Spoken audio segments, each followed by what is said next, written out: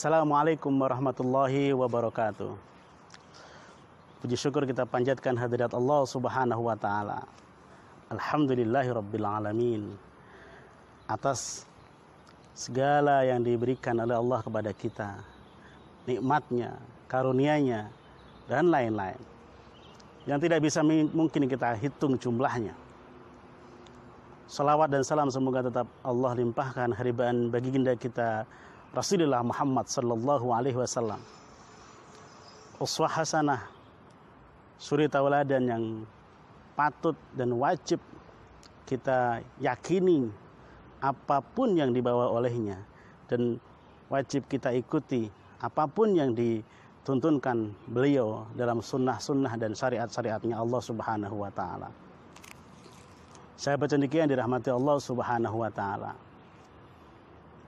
alhamdulillah kita sudah masuk di pertengahan bulan Ramadan, masuk di setengah akhir dari bulan Ramadan.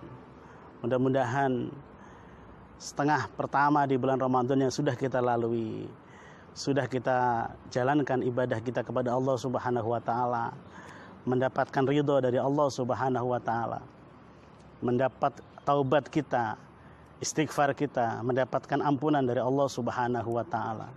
Sedekah kita, salat kita, dan semua ibadah-ibadah kita diterima oleh Allah Subhanahu wa taala. Dan di pertengahan Ramadan yang kedua, kita diberikan kesempatan oleh Allah Subhanahu wa taala untuk lebih meningkatkan kualitas keimanan, kualitas ibadah kita kepadanya di bulan Ramadan ini.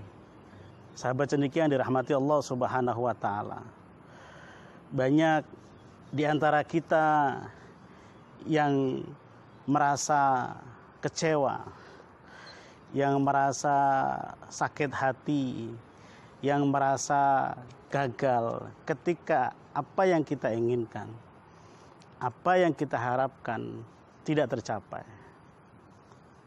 Kita sering merasa sedih, kita sering merasa patah semangat ketika apa yang kita cita-citakan tidak tercapai, apa yang kita usahakan tidak berhasil. Hal itu bukan karena usaha kita belum keras. Hal itu bukan karena nilai dari usaha kita belum maksimal.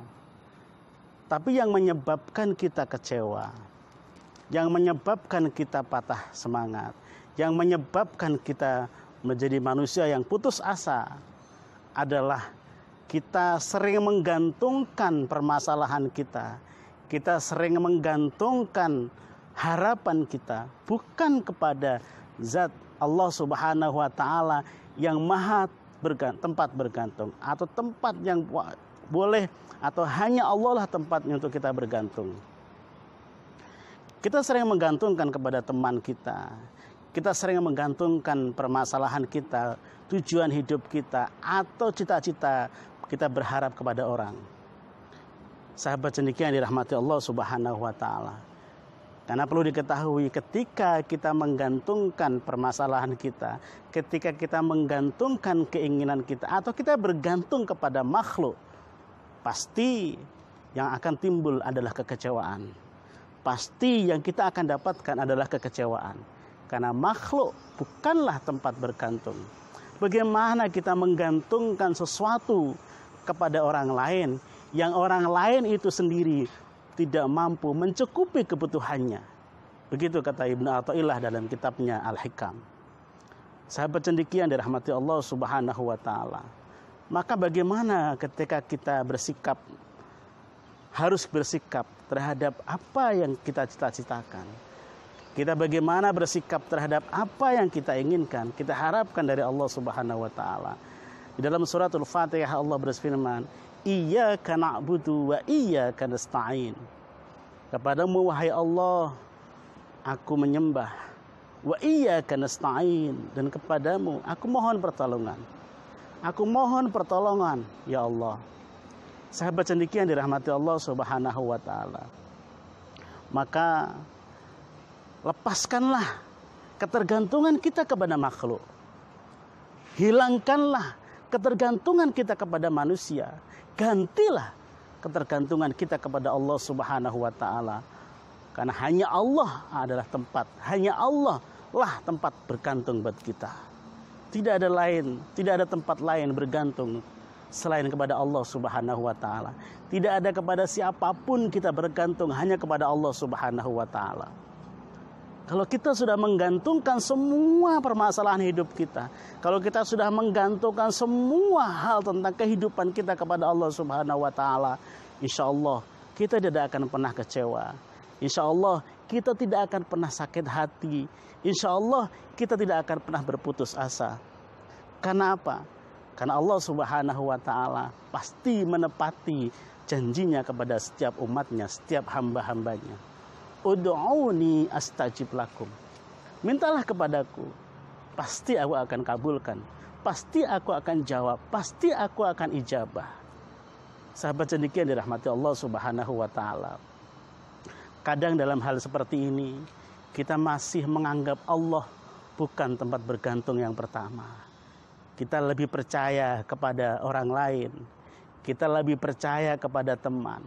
Bahkan yang ironis sekali adalah ketika kita punya permasalahan, ketika kita punya problematika hidup, kita bukan curhat kepada Allah. Kita bukan minta jalan kepada Allah, jalan keluar. Tapi kita lebih suka curhat di media sosial. Kita bikin status di media sosial terhadap apa yang kita alami.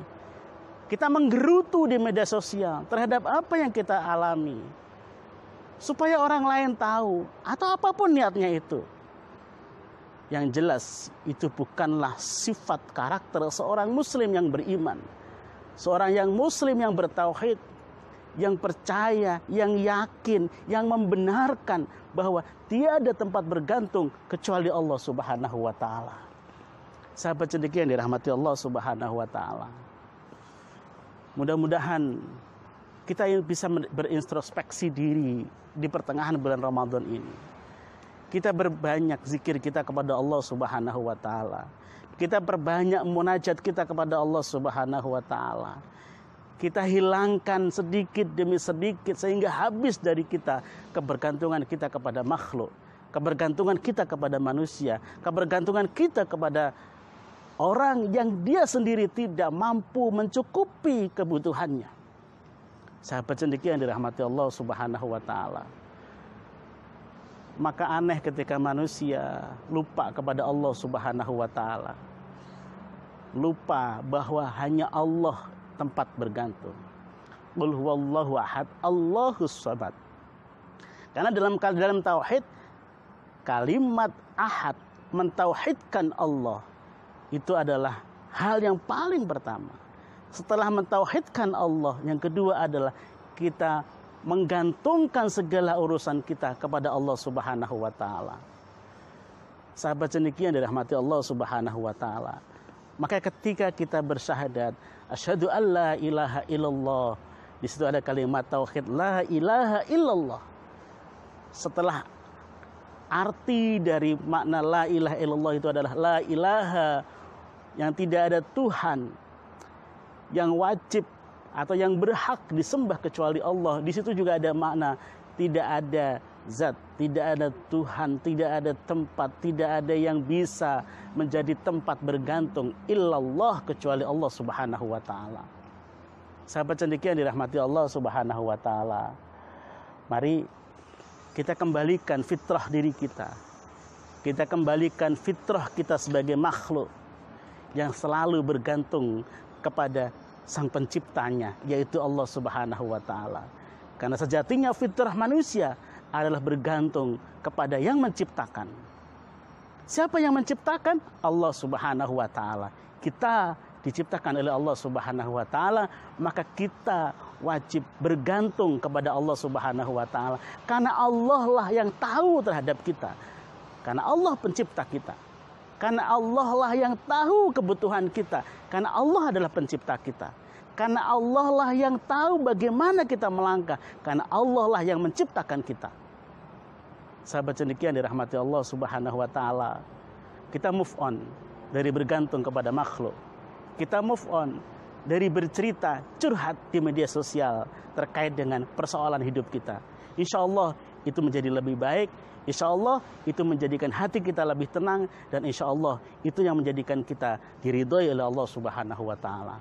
Sahabat jadikan dirahmati Allah, demikian sedikit kajian kita pada sore hari ini, pada pagi hari ini. Mudah-mudahan Allah Subhanahu wa Ta'ala memberikan nikmat, rahmat kepada kita, dan Allah membukakan hati kita, membukakan pikiran kita, membukakan hidayah kepada kita, memberikan hidayah kepada kita untuk tidak bergantung kepada selain Allah Subhanahu wa Ta'ala. Terima kasih, mohon maaf. Wallahu muwaffiq ila aqwamit thoriq. Wassalamualaikum warahmatullahi wabarakatuh.